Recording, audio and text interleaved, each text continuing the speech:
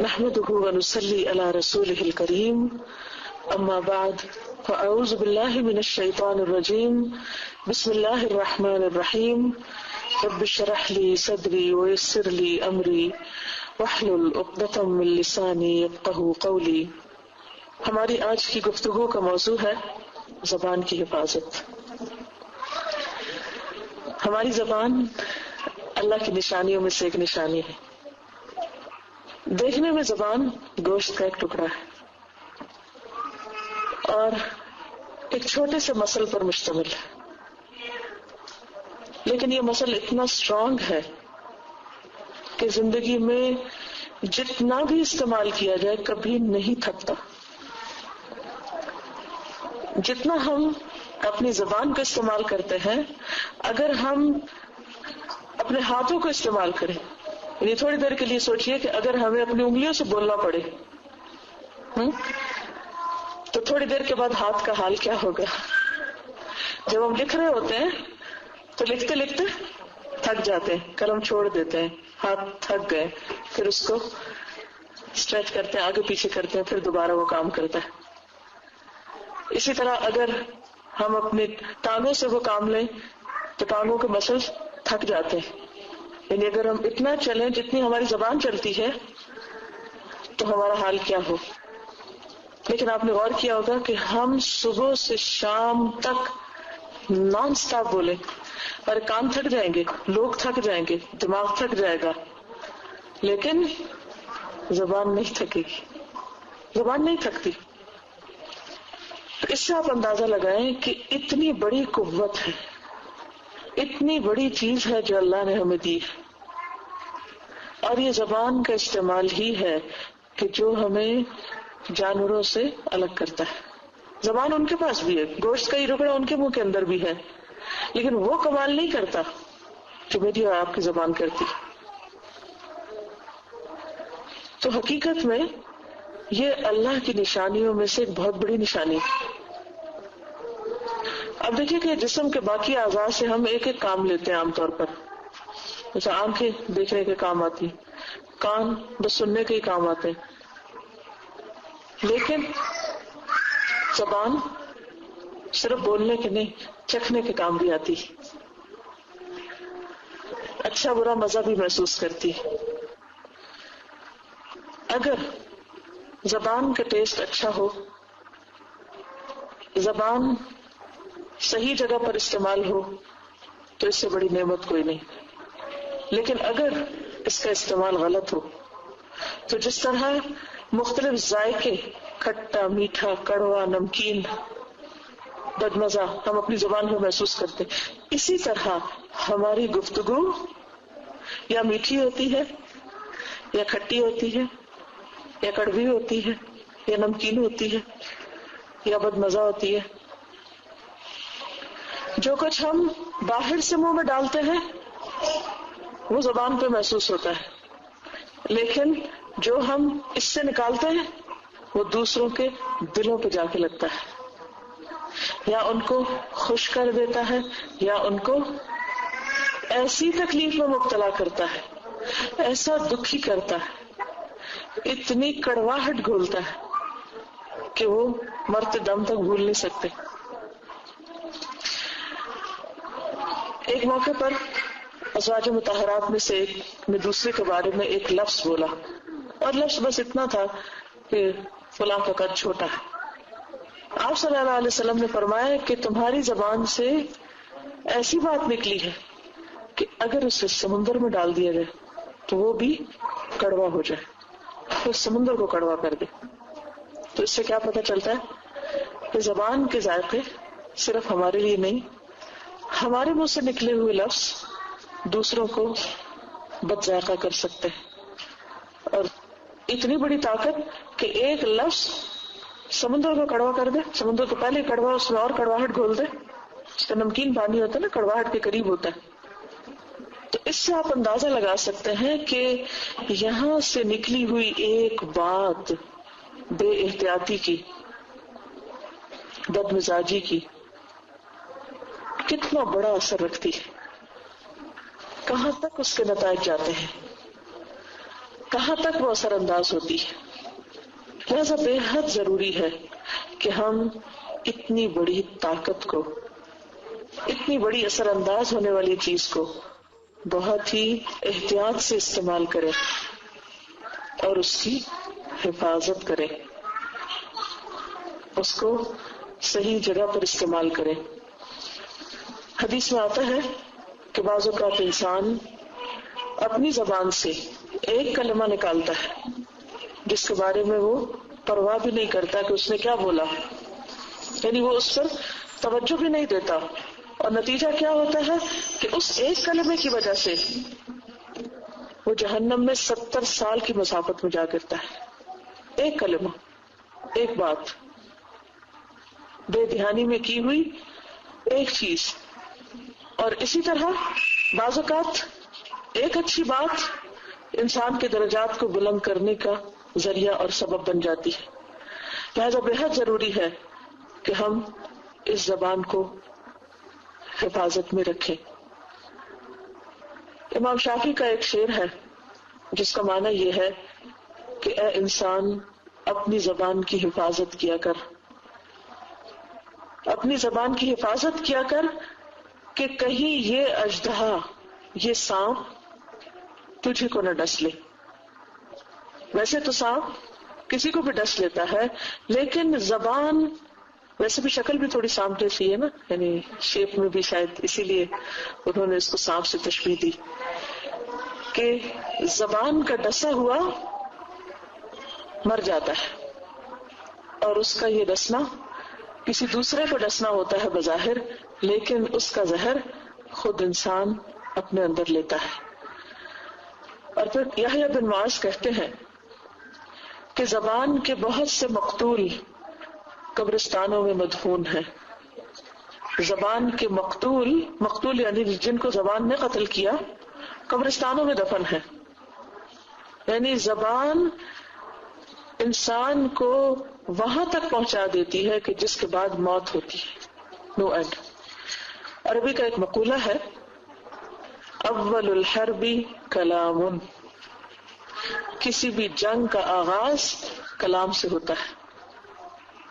کوئی بھی بڑی جنگ آغاز میں کیا ہوتی ہے، شروع میں کیا ہوتی ہے؟ کلام، بات.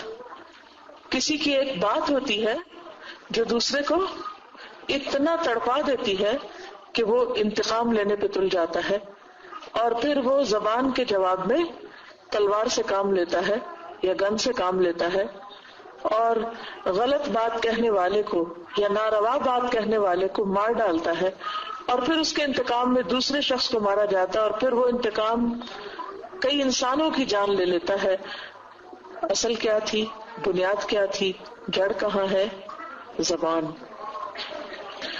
تو زبان انسان کو تخت پر بھی بٹھاتی ہے اور زبان انسان کو ذلیل و رسوا بھی کرتی ہے. اور یہ بات تو سب کو پتہ ہی ہے کہ تلوار کا زخم مندمل ہو جاتا ہے، لیکن زبان کا زخم مندمل نہیں ہوتا، وہ رستا ہی رہتا ہے. وہ ایسا زخم ہے کہ جو انسان کو ہمیشہ تکلیف دیتا رہتا ہے. لہذا بے حد ضروری ہے کہ انسان اس زبان کی حفاظت کرے. اسی لیے ہم دیکھتے ہیں کہ اسے انسان کی کامیابی اور ناکامی کا معیار بتایا گیا ہے. اسی کے ذریعے انسان اللہ کے ہاں بلند درجات بھی پا سکتا ہے، اور اسی کے ذریعے انسان دور دراز کی کھائیوں میں جا گرتا ہے. لہذا غلط بات کی بنسبت خاموشی بہتر ہے. یعنی اگر انسان سمجھتا ہو کہ وہ زبان کو صحیح استعمال نہیں کرنا جانتا تو بہتر ہے کہ پھر نہ بولے، خاموش رہے، صرف ضرورت کا بولے یا کم بولے. نبی صلی اللہ علیہ وسلم نے فرمایا، من صمت نجا. صرف 3 لفظ ہیں، نجات کا نسخہ بتایا جا رہا ہے. من صمت نجا، جو چپ رہا اس نے نجات پائی، وہ کامیاب ہو گیا، وہ مصیبت میں پڑنے سے بچ گیا. اسی طرح ایک اور جگہ پر آپ نے فرمایا ابو ذر کو نصیحت کرتے ہوئے، یا ابا ذر، اے ابو ذر، الا ادلک علی خصلتین، کیا میں تمہیں 2 خصلتوں کے بارے میں نہ بتاؤں، 2 عادتوں کے بارے میں نہ بتاؤں؟ ہما اخف علی الظہر واثقل فی المیزان، جو پیٹھ پر تو بہت ہلکی ہیں لیکن میزان میں بہت بھاری ہیں. قال قلت بلا، وہ کہتے ہیں میں نے کہا جی ہاں اے اللہ کے رسول صلی اللہ علیہ وسلم ضرور بتائیے. قال، آپ نے فرمایا طول الصمت، طویل خاموشی، وحسن الخلق، اور اچھا اخلاق. یعنی تمہاری خاموشی کے وقفے طویل ہو تو جتنی دیر زبان بند رہے گی اتنی دیر کوئی بری بات نہیں ہوگی، اور اس کے ساتھ ساتھ اخلاق اچھا ہو. تو یہ دو چیزیں انسان کی کامیابی کی ضمانت ہے. ایک اور جگہ پر آپ نے فرمایا الوحدۃ خیر من جلیس السوء، اکیلا رہنا برے دوست سے زیادہ بہتر ہے. یعنی بری کمپنی میں بیٹھنا، ایسے شخص کے پاس بیٹھنا کہ جہاں بیٹھ کر انسان اپنی زبان کو کنٹرول نہ کر سکتا، کیونکہ انسان اکیلا تو نہیں بول سکتا نا، بولنے کے لیے کمپینین چاہیے ہوتا ہے، کوئی ساتھی چاہیے ہوتا ہے. تو آپ کیا بولتے ہیں وہی جو آپ کے ساتھی بولتے ہیں، جو آپ کے دوست بولتے ہیں، کیونکہ آپ کو ان کا ساتھ دینا پڑتا ہے. لہذا برے دوست سے بہتر ہے کہ انسان تنہا رہے. اور والجلیس الصالح خیر من وحدہ، اور اچھا دوست، نیک دوست تنہائی سے زیادہ بہتر ہے، کیونکہ انسان جب اس سے بات کرے گا تو خیر کی بات کرے گا، اور اس سے سنے گا تو کوئی اچھی بات سنے گا.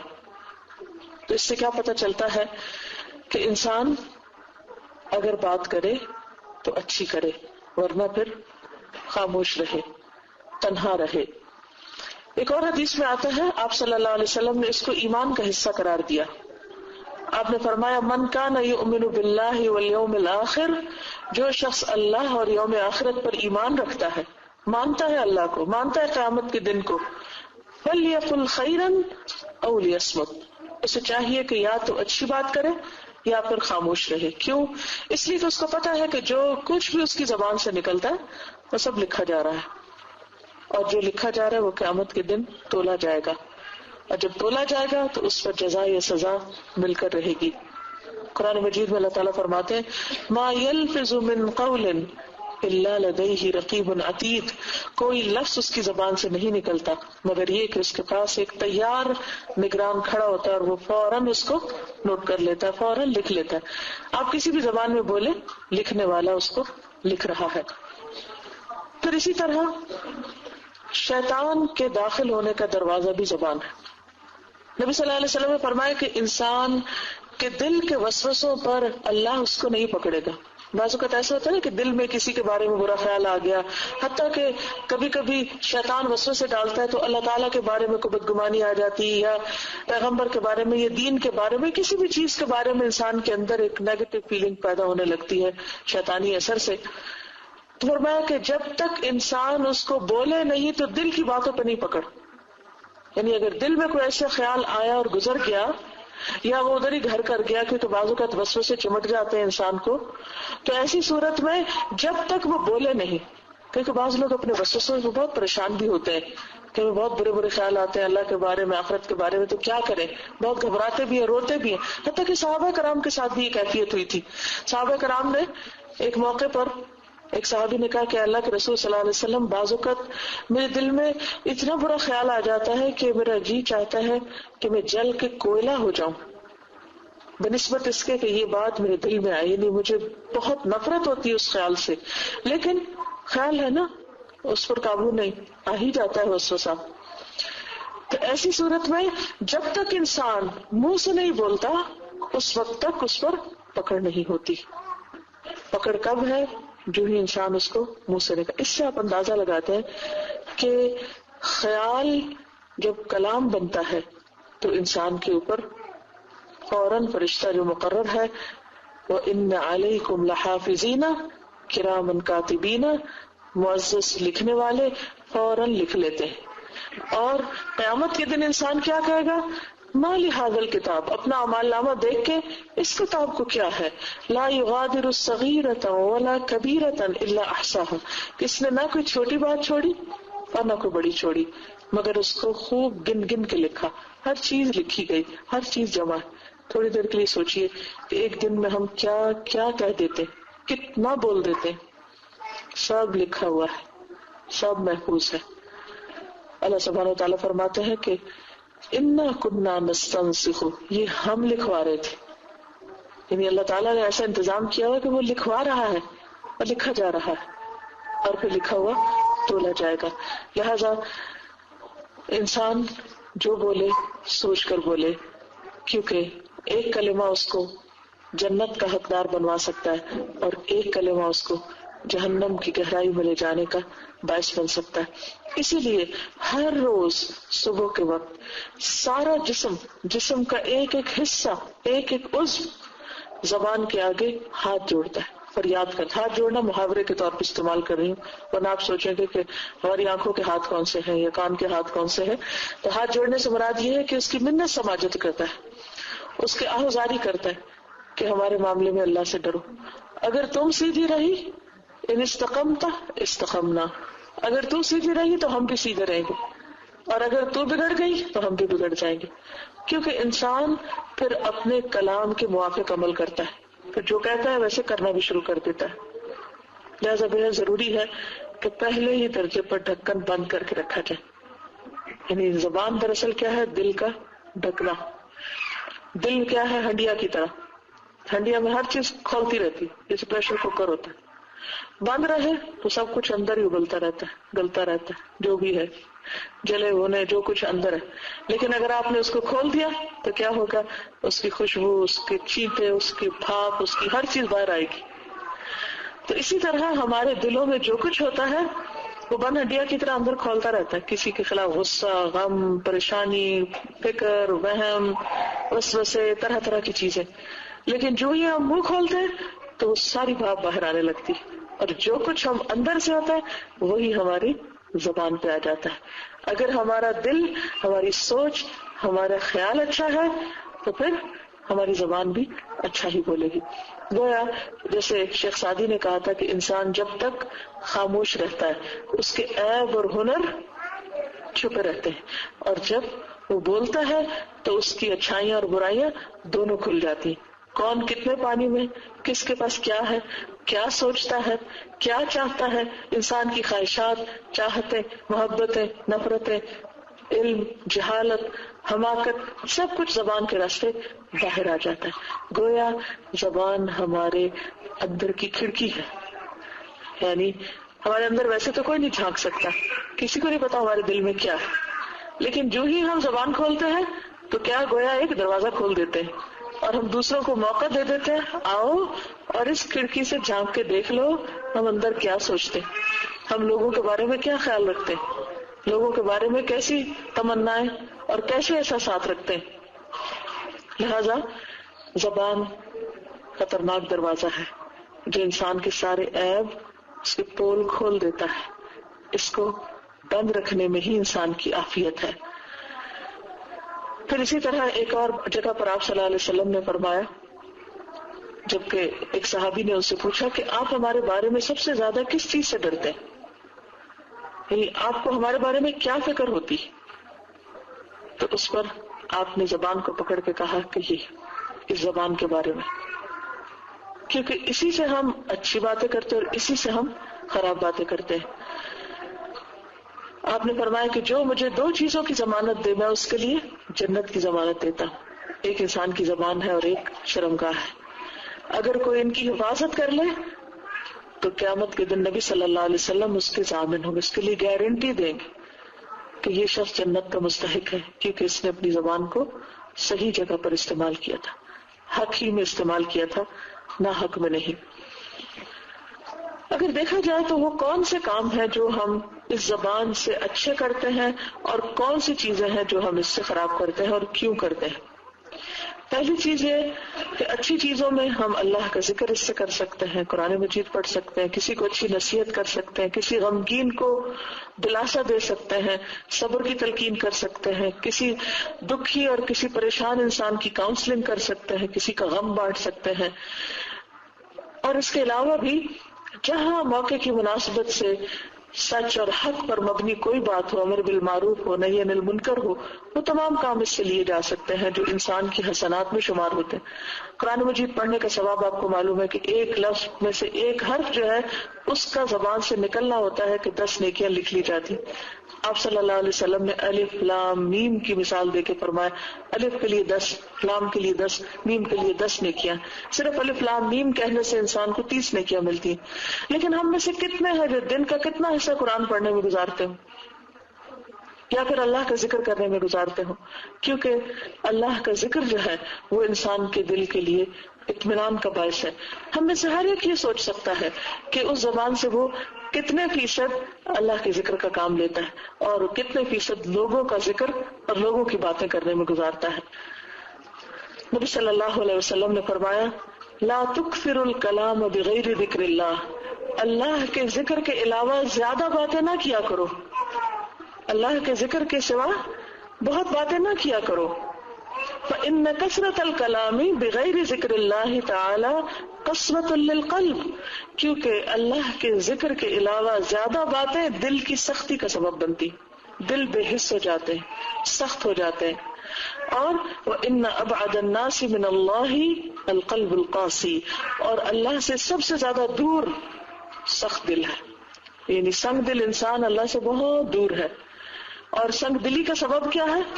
بیکار کی باتیں، لغو باتیں، بہت باتیں، بے فائدہ باتیں، لا یعنی باتیں جس میں کسی کا کچھ فائدہ نہ ہو.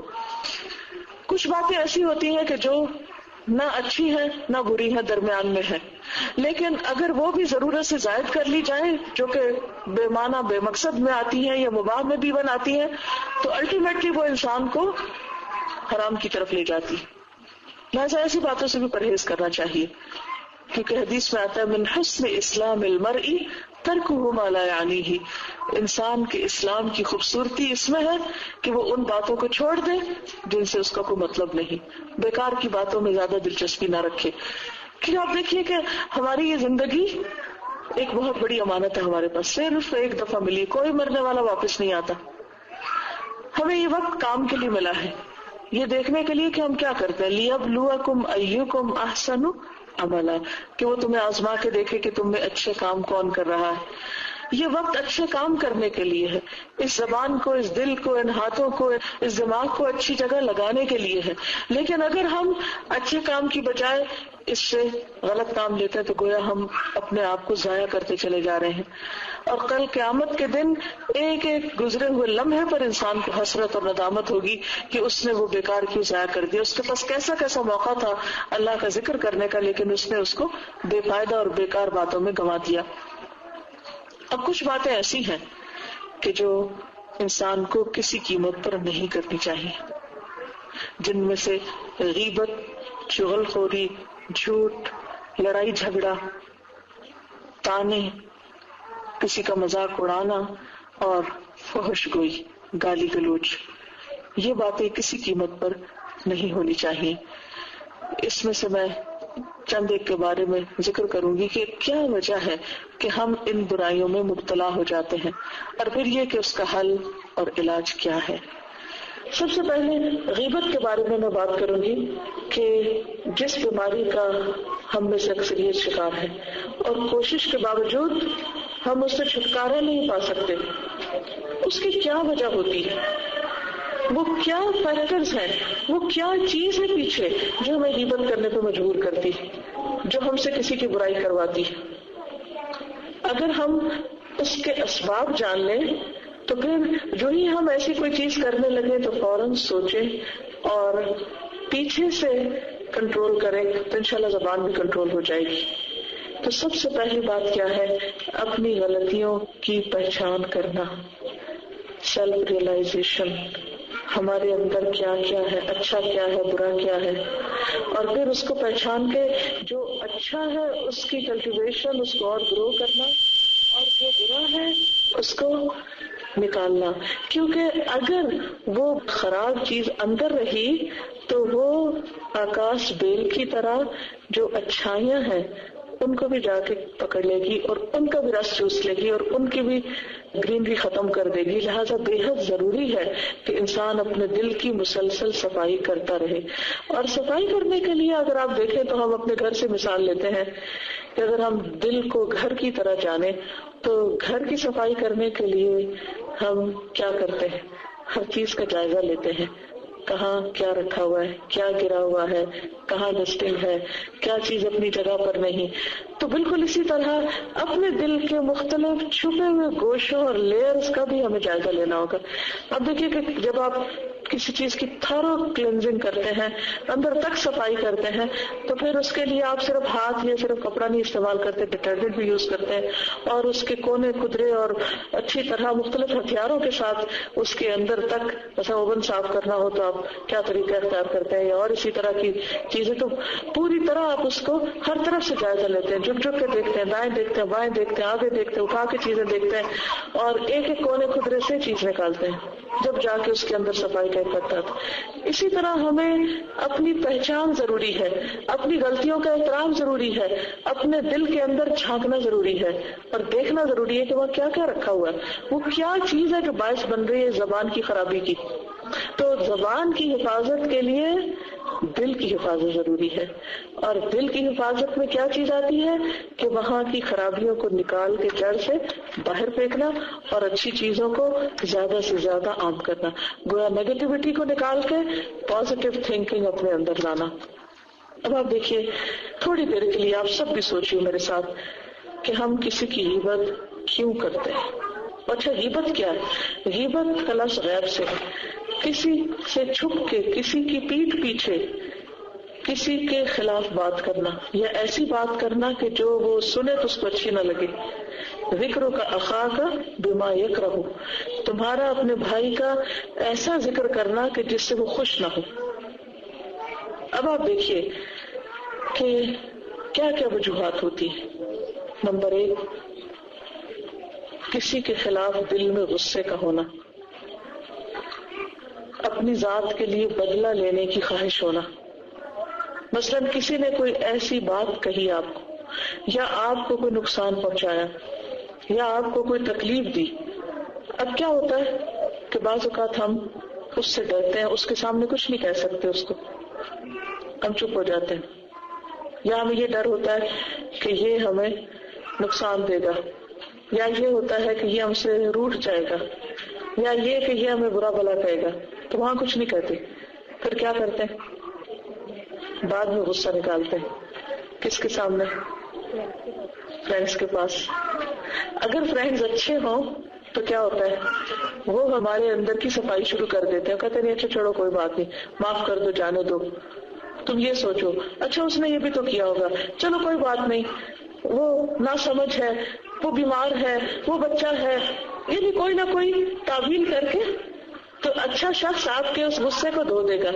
لہذا اچھی صحبت آپ کے دل کی صفائی کرنے کا باعث بن گئی اور بات نہیں بڑھی. لیکن اگر آپ کی کمپنی اچھی نہیں تو نتیجہ کیا ہوگا؟ دوسرا شخص ہاں میں ہاں ملانے لگ جائے گا، اور وہ آپ ایک بات کریں گے، وہ آپ کے اس میں 2 باتیں کرے گا، اور مزید غصہ بڑھے گا، اور وہ چھوٹا مسئلہ بہت بڑا مسئلہ بن جائے گا. تو ضروری ہے کہ ہم انسانوں کو معاف کرنا سیکھیں. کیا سوچ کر؟ سب سے غلطی ہوتی ہے، کمزور ہے، نہ سمجھ ہے، انسان بھول جاتا ہے. آدم علیہ السلام سے بھول ہوئی تھی نا، جو سب سے پہلے انسان تھے، سب بھول جاتے ہیں، سب کے اندر کمزوریاں ہیں. لہذا غصے کی آگ کو ٹھنڈا کریں، انتقام کی آگ کو ٹھنڈا کریں، اور اس پر کیا چیز پانی ڈالتی ہے؟ عفو درگزر. اور اس کے لیے بہترین مثال کیا ہے؟ نبی صلی اللہ علیہ وسلم کا اسوہ حسنہ. کیا آپ نے اپنے دشمنوں کو معاف کیا تھا؟ جان کے دشمنوں کو کیا تھا نا. ابھی ایک چھوٹا بچہ یہاں کہہ رہا تھا کہ نبی صلی اللہ علیہ وسلم میرے آئیڈیل ہیں، ہیرو ہے میرے، وہ دنیا کے گریٹسٹ لیڈر ہیں. بالکل ٹھیک ہے، لیکن اگر ہم کسی کو آئیڈیلائز کرتے ہیں اور سچ بولتے ہیں اس آئیڈیلائزیشن میں، تو واقعی آئیڈیلائز کرتے ہیں، تو پھر آنکھیں بند کر کے اس کی پیروی شروع کر دیتے ہیں. وہی کرتے ہیں جو اس نے کیا. لیکن آج ہم یہ کہتے ہیں کہ وہ ہمارے ہیرو ہیں، ہم ان کو آئیڈیلائز کرتے، لیکن وہ کیوں نہیں کرتے جو انہوں نے کیا؟ ہم اپنے دشمنوں کو کیوں نہیں معاف کر سکتے؟ اور دشمن بھی کوئی باہر کے نہیں ہے، کوئی ابو جہل نہیں ہے، ابو لہب نہیں ہے. وہ بھی کون ہے جن کو ہم دشمن سمجھے ہوئے؟ اپنے ہی بہن بھائی اور اپنے ہی رشتہ دار اور اپنے ہی بعض اوقات دوست. تو ضرورت کس بات کی ہے؟ عفو درگزر کرنے کی، انسان کو انسان سمجھ کر معاف کرنے کی. پھر اسی طرح کیا چیز غیبت کا سبب بنتی ہے؟ نفرت. بعض اوقات آپ کو کسی خاص وجہ سے کسی شخص سے نفرت ہوتی ہے. مثلا نفرت کے اسباب کیا ہو سکتے ہیں؟ بعض اوقات کوئی خاص وجہ نہیں ہوتی، بلا وجہ آپ کو اس کی عادتیں نہیں اچھی لگتی، مثلا اس کا چلنا پھرنا نہیں اچھا لگتا، اس کا اٹھنا بیٹھنا نہیں اچھا لگتا. اب آپ اس نفرت کا اظہار، یعنی بعض اوقات نفرت کسی خاص وجہ سے ہوتی ہے اور بعض اوقات کوئی دوسرے بیچارے کی کوئی ریزن نہیں ہوتی. اب آپ کیا کرتے ہیں؟ کہیں بیٹھتے ہیں، آپ اپنے اندر کی جلن کوڑن نکالنا شروع کر دیتے ہیں. بعض اوقات کسی کی شکل پر بات کرتے ہیں، کسی کی عقل پہ بات کرتے ہیں، کسی کی چال پہ بات کرتے ہیں، کسی کے موٹاپے پہ کرتے ہیں، کسی کے سوکھے پن پہ کرتے ہیں. اب آپ دیکھیے کہ ہمارے ان باتوں سے کیا حاصل؟ اس کا تو کچھ نقصان نہیں، وہ سارا کچھ ہمارے اگینسٹ لکھا جا رہا ہے. اور پھر اگر انسان سوچے تو بعض اوقات اگر ہم کسی کی شکل پہ بات کرتے ہیں تو شکل کس نے بنائی ہے؟ اگر ہمیں کوئی اس لیے اچھا نہیں لگتا تو اس کا رنگ کالا ہے، یا اس کی ناک چپٹی، یا کوئی اور وجہ ہے،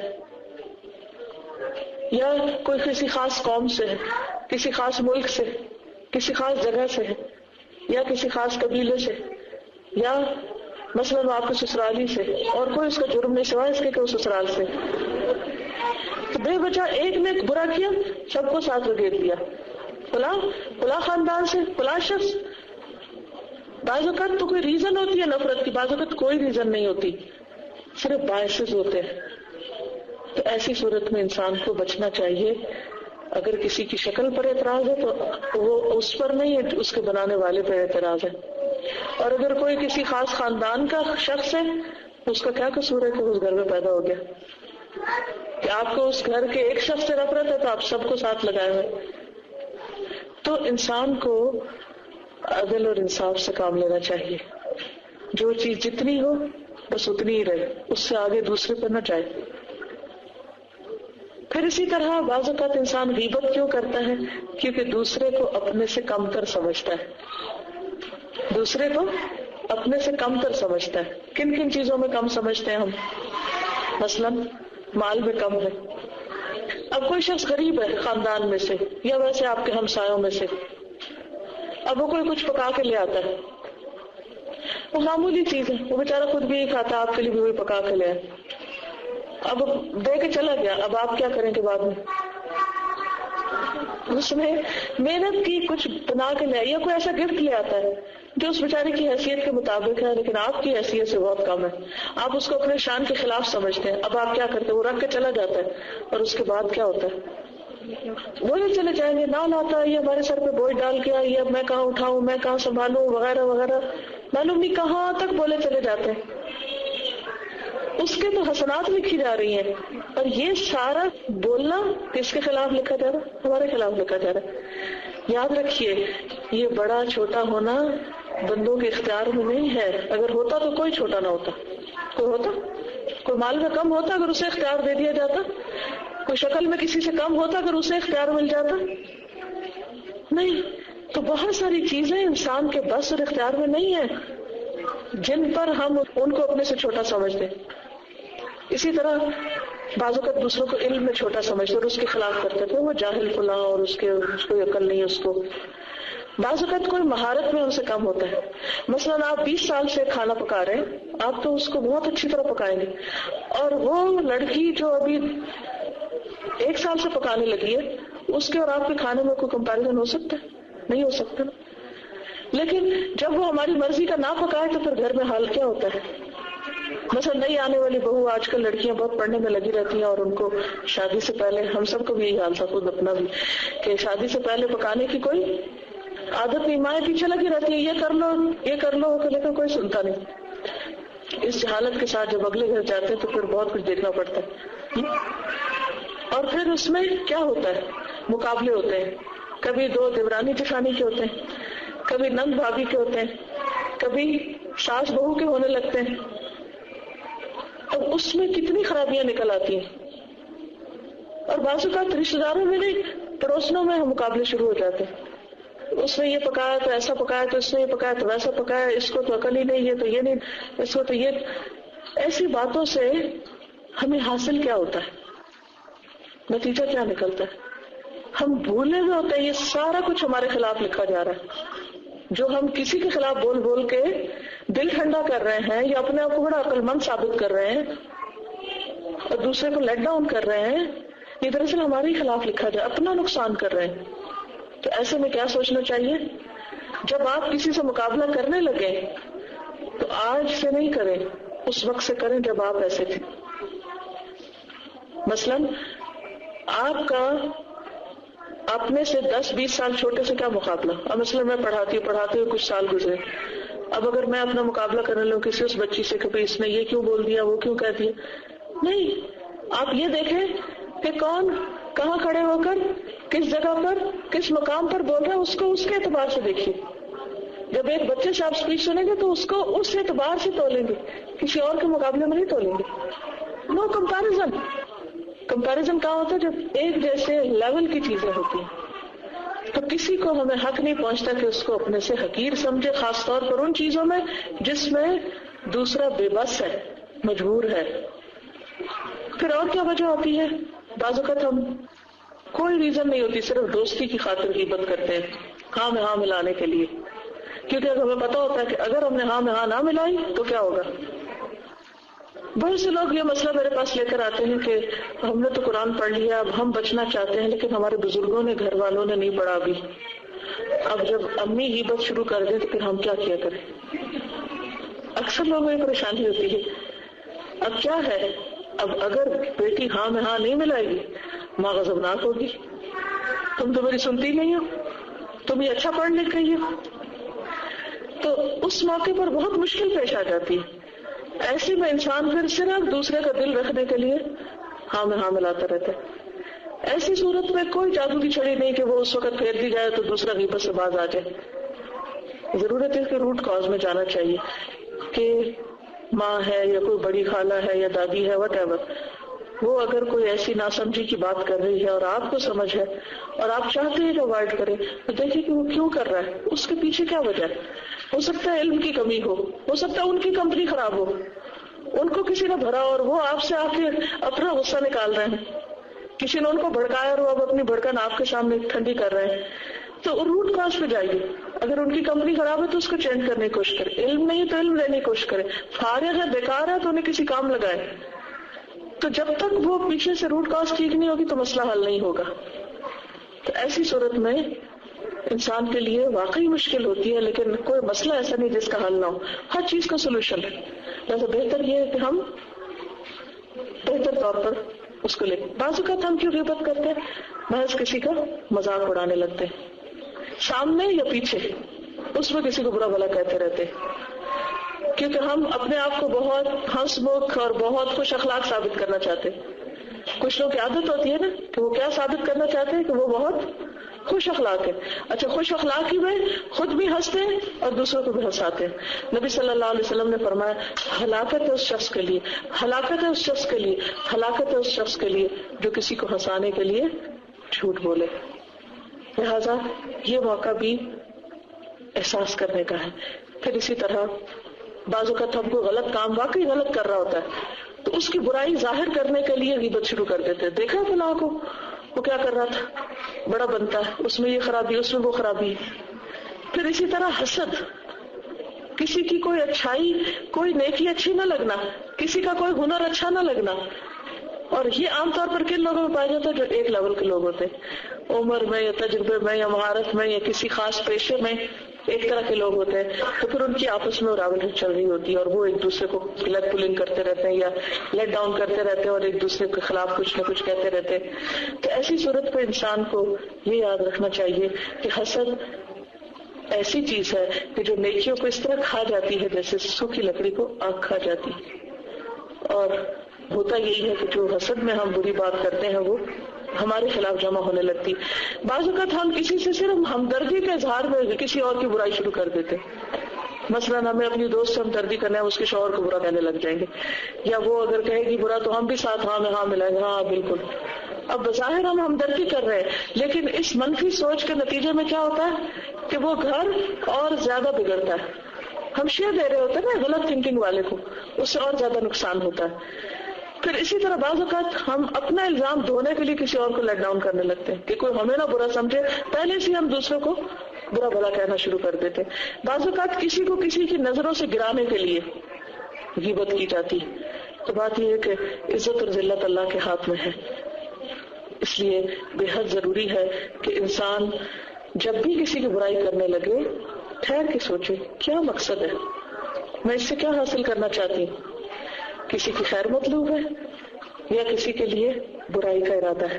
یاد رکھیے جو کسی کے لیے برا چاہتا ہے وہ خود اپنے لیے برا کرتا ہے، جو کسی کے لیے گڑھا کھودتا ہے خود اس گڑھے میں گرتا ہے.